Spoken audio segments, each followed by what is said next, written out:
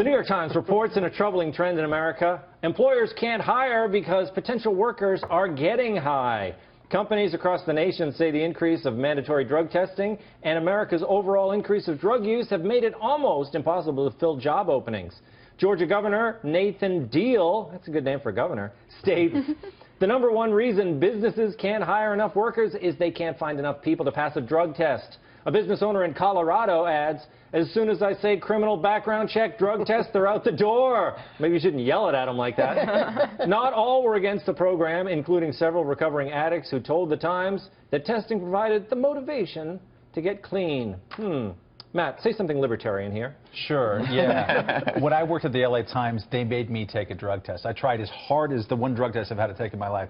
I tried every possible trick, bargaining, denial, like, you know, I will shame you, all this kind of stuff. They didn't have a single reason why. I mean, I don't know if any of you are full-time Fox employees or exactly what your status is. I'm not going to ask that right now live on television. Yeah. I mean, perilous, I think. But, like, why would someone who works in media need a drug test? And the vast majority of drug tests in this country are jobs that you're not driving a forklift. It's just a way, pressured by the federal government, to have insurance companies cover a little thing, and just to say, okay, look, you know, if you can't pass a drug test within 30 days before employment, it's kind of a useful little screening type of thing. But it's ridiculous. It's embarrassing. You're in a room peeing into a beaker. You have a nurse saying, oh, that's nice and warm. It's just demeaning on every single level. You have a warm specimen. Nice one. Oh, yeah.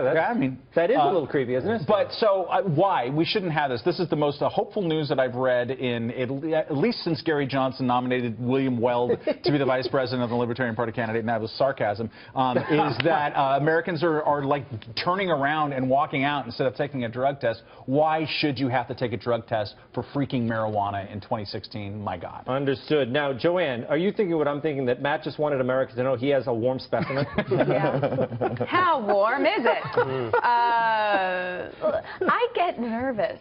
I have never smoked pot. I'm way too type A. I just drink. I don't do the hard stuff. You know, a hard liquor, but not like the hard stuff. What if they did? But what if they gave you? I still get nervous, and I know I shouldn't be nervous, so I can only imagine what normal people go through. Isn't it true? I mean, that's what you're terrifying. Normal drug users. I can't imagine. But that's the thing. It's so normalized now. Like, it is recreational, and it's, you know, fun, I hear. I mean, I'm in a lot of areas where there's pot. Could that show up at a drug test, Sam? The pot that just, you know, goes into my hair from hanging out with people like you? I don't know if secondhand smoke shows up in the tests, but I do think that there's something that is to be said. If you're looking for a job, a little bit of because I said so and I'm the boss is an okay thing.